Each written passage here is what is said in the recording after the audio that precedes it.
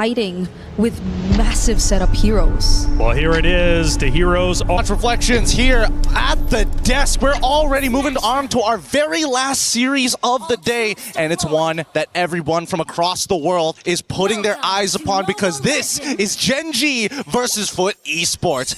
It's going to be tight here, Athena. I don't know about you. We were talking about the draft earlier, but I want you to expand your mind here. What do you think about the overall comp? To be honest here, for FUT Esports, I think they got baited. They got baited? Yeah. Especially on the getting the Lilia. It was part of the plan because for Gen.G, because of this Valentina pick, overall they controlled what they wanted to see or what options were left for FUT Esports. And we've mentioned the Eve, but it does in fact make sense that if they pick up the Eve, it will be more painful on their side. It could backfire, right? It's a double-edged sword here for FUT Esports. But now, looking at the mid lane prio as well here for Gen.G Esports, things are quite looking good as well as the rotation. Yeah, and they managed to get a quick steal off of that. That's going to slow Rui down, and that's the first buff that she was not able to take. So again, the next couple of camps here aren't going to be as much gold as she would like, but at the same time, there's still the orange buff at the end of the day. Yep, and we've seen that in the first match where even though someone stole us buff, we would still be able to level 4 before the first neutral objective. Very close call there though onto Panda 1 on the bottom side. Both sides are a little nervous. They don't have Flicker. They're both using Purify, so positional mistakes can be very heavily punished. There's no get out of jail card for free. But then let's look at the top side because Unohana having a really tough time into Arya, especially on this Esmeralda. Oh, gets the knock up and immediately. This might just be first blood here, but doesn't seem like they find it yet. Wait, that is early commitment here for FUT Esports. They are willing to take the first blood. Kujo immediately for the respo. Now they transition onto getting a neutral objective. Hey, with Kujo, finding that first blood is exactly what this team wants. Again, get that snowball onto Guinevere. Nail yourself. Wait a minute. This could be dangerous. Right now, Sayori has an opportunity to turn this fight around, but they don't have enough damage because they don't have enough people around the area. They call this up, but look at bot side. Hardly being shoved. They already have that rotation in. I think for Gen.G Esports, they were also waiting for Ashley to get her ultimate. Wasn't enough of the change crowd control. You know, for FUT Esports, that is a very huge commitment onto that. Even the Salmon Force was activated here for Miko. Rui will spot on Zendaya. Black Shoes already activated. That is a big oopsie moment. But wait a minute, what's happening? They're disengaging. They allowed it to happen. They're like, you know what? We're feeling a little generous to you. You know, your name's Zendaya. I gotta make sure sending the big superstars back to their base and just know there's not gonna be a second time. Yep, definitely generous game for so far. Salmon Force yet again here for Miko. Not really that greedy yet here for FUT Esports. I do like the fact that they're really being careful because Gen.G Esports from last year, we're kind of a persona more on counter punish.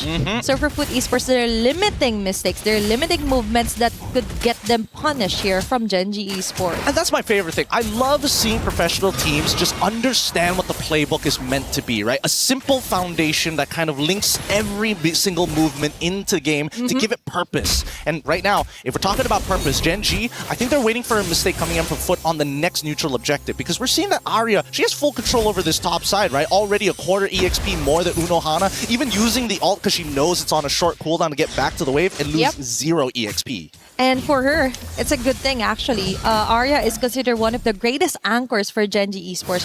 She's also one of the leaders that led them onto the grand finals run last year against Team Vitality. So it's safe to say that Arya is the one that we should also look out for later on. And now, on the expanding Rivers map, she would definitely be present once they try and contest the neutral objective from the hands of FUT. Let's see how this is going to play out because right now, FUT have first motion, right? They have the... Oh, wait. They've already opened it up. Golden reveals exactly what they want. All eyes on Arya, as I've mentioned. And now Ashley is forced to react. There's going to be a Immune Fury. 2 members knocked up here for FUT Esports. Zendaya falling down as well. Gojo goes able to jump. Arya has been removed so entirely here onto her clashes. Rui still alive and kicking. Dashing through the walls of their neutral objective hasn't been touched yet. But now they're following through to the chase here onto Nora and Miko. They will succeed succeed onto taking them down. It looks like Gen.G has a very great punish there on the FUT Esports. And they're good for it. A lot of battle spells had to be used here, unfortunately. Yeah. Even Rui losing out on her retribution. It's going to be a bit of a hard take here. They need a reset. If not, there's an opportunity for Kujo to steal this again. And look at Gen.G instantly. Reset, let's move towards that mid lane, and then re-engage when we have our cooldowns back up. That is exactly what you want. Observe first before you take action. And now we're observing Arya getting onto the front lines here for FUT Esports. Rui has her retry ready. Now they disengage or slowly disengage. They engage the situation. Objective first before a takedown. Sayori and Arya being careful as well, even though they have multiple escapes. And Gen.G Esports is on a new level of discipline here against FUT. Yeah, I gotta admit, Gen.G, they know the conditions that they're looking to play for. And honestly, it might bite them later in the game as Panda breaks the tier 1. They should be okay. And there you go, the Minoan Fury to disengage. Okay, that's also a savior for Ashley. They're trying to prevent their gold laner being taken down this early. Unohana, they're for a pursuit. But Sayori on their hand, copied. Going on the dark wave. Hey, stop that. Hey. Okay, disengage. That's it. They just have to breathe. And while all this is happening, at least they're not missing out on important EXP as well as gold. Rui covering not only mid, but goes straight to the top side, knowing, hey, Panda's going to be a little late there. You might as well take that wave and wait for the next one. Yep. Panda will eventually scale, so it's no big deal. They're making sure that any time they will be ready. So there isn't any idle farming moment for Rui, as you mentioned, and that will greatly benefit Panda 1 as well. As long as she isn't alone being the core damage leader, and all is good for Gen.G Esports. FUT Esports on the other hand, I do like the fact that among all the games that I've casted, this is one of the most balanced yet. 6 minutes into the game, there's not a single team that's really dominant, not really one-sided at all. We see FUT Esports still trying to gauge a situation before they act on it. I feel like, again, both sides are being very respectful of each other, right? We haven't seen them really force too hard in a lot of these scenarios, and I think that at least for Gen.G's side, it's very clear what they're trying to do. But FUT, on the other hand, I think it's a lot harder to determine what the play should be. As the dive commences, Unohana is in trouble. Okay, even though the Minion crew will miss out, Arya with a follow-up. Oh, Falling Star Moon will miss out. But most of the members of FUT Esports are ready to rumble. Okay, Frigid Bread already activated. But now they slowly back away. That's the strength of Gen.G Esports. They know when to stop. That's a huge discipline right here. The objective, leave it be. They just want things to be chill. They're just waiting for the perfect moment. If ever anyone overstays their welcome, they go for the punish. Nora's will with Frigid Bread. Arya is stoking up a lot of shields here on the FUT Esports. Sayori with the last hit. Miko on your hand, focusing on getting the turrets. But they're getting the numbers rolling here for Gen.G Esports. 2 members down for a turret in exchange. I think for Gen.G Esports, that is more fruitful. That's 2 members down, and they're looking for a third. The Black Shoes comes out just in time, but Zendaya, no way, hold this time. Arya takes him out, and now what used to be just 2 has turned into 3. Don't turn it into 4. Mako is going to try and play this out, but doesn't have vision. Gets flickered on and tries to get out. Okay. She will successfully back up, but Ashley on the other hand, I think that was so much of a overstaying on their part. It was a scramble. Yeah. But still. They still managed to make it work. Yeah. And at the end of it all, Kujo is still deathless. 2-0-0, now completing the Genius Wand. Zendaya, again, it's very difficult for her to maintain that position, especially when Flicker is on cooldown. But with all of these big cooldowns already down. And I would like to say the same for Gen.G, but really, I think Arya is really fine with it. Even if she doesn't have to use her Purify and dies for it, the rest of the team is capable of cleaning up the mess. She's willing. Actually, she's willing to sacrifice her time as long as other lanes remain untouched, right? And that's the thing. She's keeping Miko at bay just so Sayori and other members of Gen.G Esports could just have the time of their life, not really realizing that it greatly benefits Gen.G Esports. Without the Harriet, the damage output just isn't enough for immediate takedown here for FUT Esports, and Arya knows that as well. Now they target even under the tower. They go in, Nora even with the fatal lace will go down. Unohara as well. Double kill here for Panda 1 under the turret.